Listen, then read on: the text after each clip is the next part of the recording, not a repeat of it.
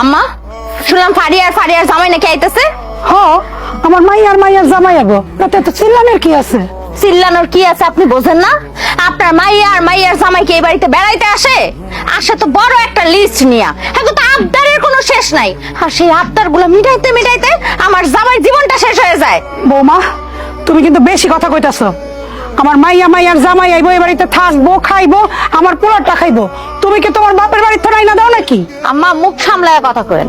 আমি আমার বাপের বাড়ির থেকে না আইনা দেই। আপনার পোলাছে আমার জামাই হয় এটা আপনি ভুলা যায়েন না। আমার জামাই কি কোনো ভবিষ্যৎ নাই? আপনারে টানতে হয়, আপনার ছোট পোলায় টানতে হয়, এদিকে আবার আপনার মাইয়ার জামাই আমার জীবনটা তো শেষ করে ফেলাইলো।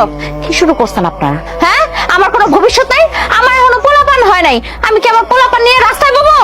তুমি কিন্তু অতিরিক্ত সীমা ছাড়াইয়া যেতেছো বৌমা। কি হয়েছে? বাড়িতে এত চিল্লাপাল্লা কিসের? এটা তো বাড়ি মনে হইতেছে না, এটা মনে হইতেছে হাট বাজার। মা কি হয়েছে?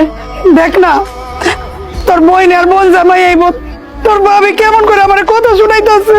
কি গো ভাবি, আমার বোন আর বোন জামাই আইবে, তাতে তোমার তো সমস্যা কিসের? বাবা, নিজেরই কোনো পায়ের নিচে মাটি নাই, আবার আইসা আরেকজনের ওকালতি করতে। তোমার তো কোনো লাজ লজ্জাও নাই। খাও তো বড় ভাইয়েরটা এখানে বইসা।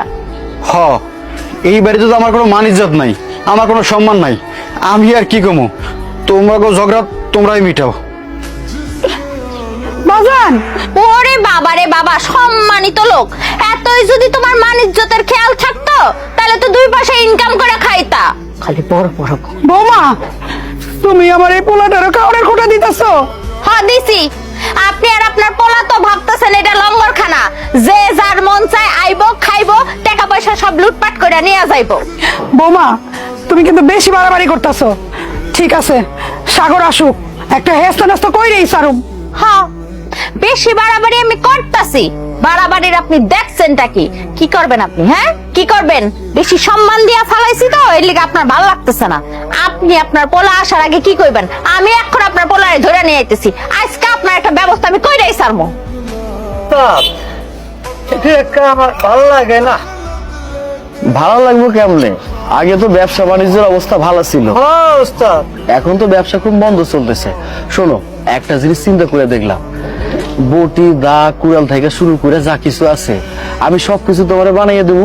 তুমি একটা কাম করবা, হাটের দিনে এইসব বাজারে নিয়ে যাবা, নিয়ে যেয়ে 10 টাকা কম আর বেশি কোনো ব্যাপার না, বেচে দিবা।